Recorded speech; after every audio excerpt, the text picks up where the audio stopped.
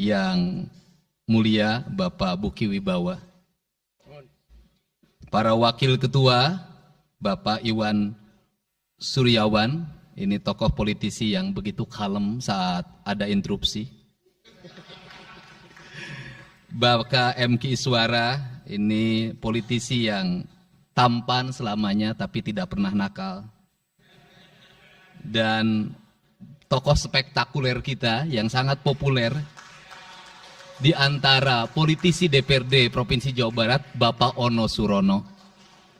Saya sudah tahu Pak Ono, kontrak-kontrak medianya sudah banyak nanti ke depan. Kemudian juga Bapak ini sebentar lagi akan berangkat haji, Bapak Kiai Haji Acep Jamaluddin. Terima kasih.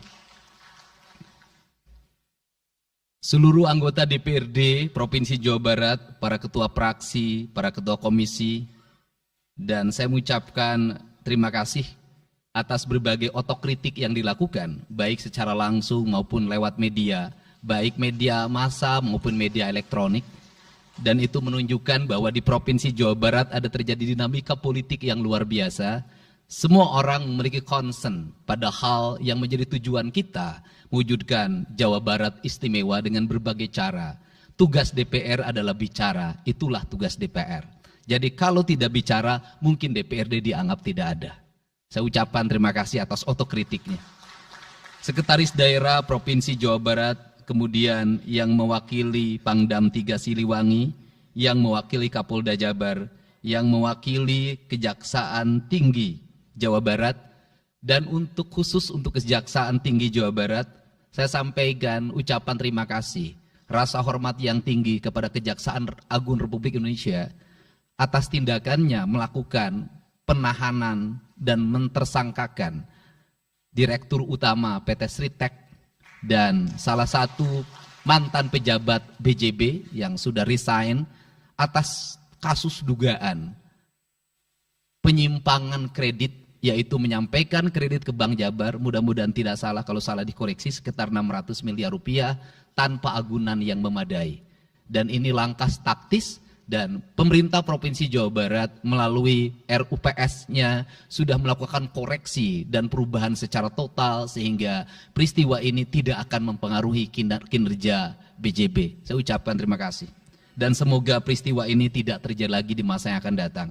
Kemudian yang hormati para staf ahli, para asisten, para kepala perangkat daerah Provinsi Jawa Barat. Yang pertama, forum ini adalah forum kebahagiaan.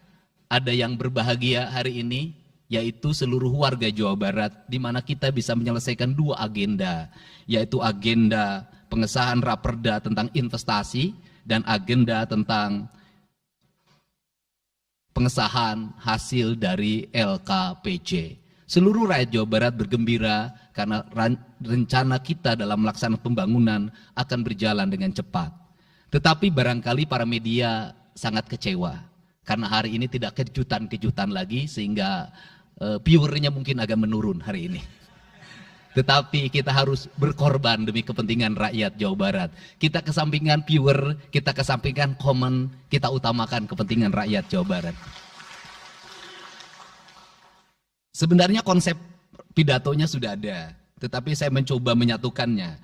Yang pertama adalah bahwa kita bicara tadi tentang berbagai rekomendasi. Dan rekomendasi itu juga termasuk di dalamnya disahkannya raperda tentang investasi yang sebentar lagi menjadi perda. Apa sih yang menjadi rekomendasi? Rekomendasi pertama adalah angka kemiskinan yang masih tinggi di Jawa Barat. Tetapi saya usul pada Pak Ketua, ke depan kalau LKPJ sebaiknya para bupati wali kota diundang di seluruh Jawa Barat. Karena Jawa Barat itu pertanggungjawabannya bukan di OPD Jawa Barat. Tetapi seluruh kinerja pembangunan itu ada di Pemkab dan Pemkot, serta ada di pemerintah desa. Jawa Barat tidak memiliki rakyat yang terkelola secara langsung, karena seluruh pengelolaannya ada di pemerintah kabupaten kota dan pemerintahan desa. Dan saya mohon nanti dipaparkan kemiskinan yang paling tinggi dalam perspektif BPS, dalam perspektif LKPJ dan analisisnya, itu di kabupaten mana, bila perlu sampai di desa mana. Kemudian angka investasi tertinggi di kabupaten mana, angka investasi terendah di kabupaten mana, infrastruktur yang berproblem di kabupaten di mana, sehingga semuanya terpetakan dengan baik, sehingga nanti kita bisa mengorkestrasi antara pembangunan Provinsi Jawa Barat, pembangunan kabupaten kota, dan pembangunan desa secara bersama-sama dan berkeadilan. Kemudian yang kedua, bahwa investasi ini menjadi aspek yang utama dalam kinerja pembangunan Provinsi Jawa Barat hari ini. Kenapa? Karena satu, angka kemiskinan kita masih tinggi.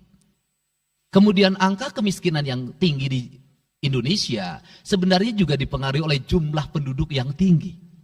Sehingga persentase kecil menurut Jawa Barat, tetapi menurut nasional menjadi besar. Keberhasilan Indonesia sangat tergantung terhadap kinerja pemerintah Provinsi Jawa Barat, pemerintah kabupaten kota, dan pemerintahan desa. Yang kedua adalah pendidikan. Yang ketiga adalah infrastruktur. Yang keempat, kesehatan. Yang kelima, pengendalian penduduk. Yang keenam adalah pengendalian lingkungan. Kemudian yang ketujuh adalah belanja pemerintah yang masih besar. Belanja tidak langsungnya, yaitu belanja untuk kepentingan pegawai.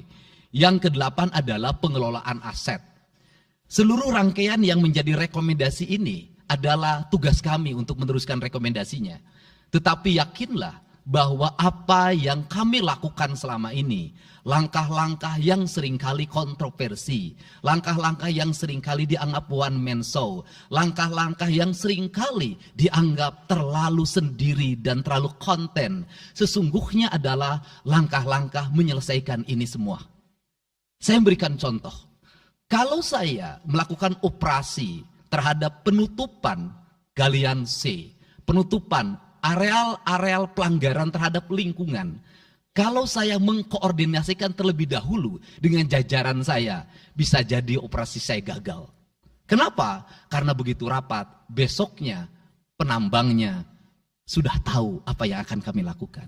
Sehingga kejutan-kejutan itu dilakukan untuk memberikan efek kejut. Dari efek kejut itu melahirkan viral. Dari viral itu melahirkan atensi. Yang pada akhirnya hari ini Jawa Barat seluruh penambangan liar bisa diselesaikan secara hukum. Dan Kapolda memberi atensi yang sangat tinggi. Hari ini Jaksa Agung memberikan perintah kepada Kejaksaan Tinggi untuk melakukan proses pidana bagi siapapun yang melakukan pelanggaran lingkungan dan memberikan kerugian bagi kepentingan masyarakat. Yang kedua, saya sampaikan juga mengenai bagaimana melakukan penanganan terhadap berbagai problem lingkungan yang terjadi. Nilai tukar petani yang menurun, kemudian musibah bencana alam yang tidak berhenti.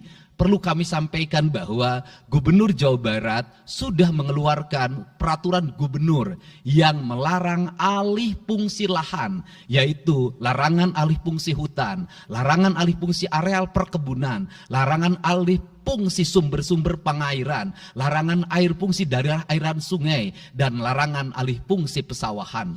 Yang itu harus segera ditindaklanjuti oleh kabupaten kota dengan melakukan evaluasi tata ruang secara menyeluruh. Karena inilah jalan yang terbaik apabila kita ingin melakukan perubahan lingkungan di Jawa Barat. Kemudian, masih bicara kemiskinan hubungannya dengan pendidikan. Saya sampaikan bahwa problem kita saat ini, saat pemerintah menggratiskan sekolah sampai SMA, swasta masih bayar, maka gratis itu tidak punya makna. Saya tadi di jalan itu bertemu dengan orangnya menangis di depan saya karena seragamnya tidak bisa terbayar. Saya katakan harga seragam berapa? 1,5 juta. Saya balik, jajan anak ibu berapa? Sehari 20.000. Apa sih yang terjadi? Yang harus diperbaiki bukan hanya pemerintah, tapi juga masyarakat harus diperbaiki. Apa yang harus diperbaiki?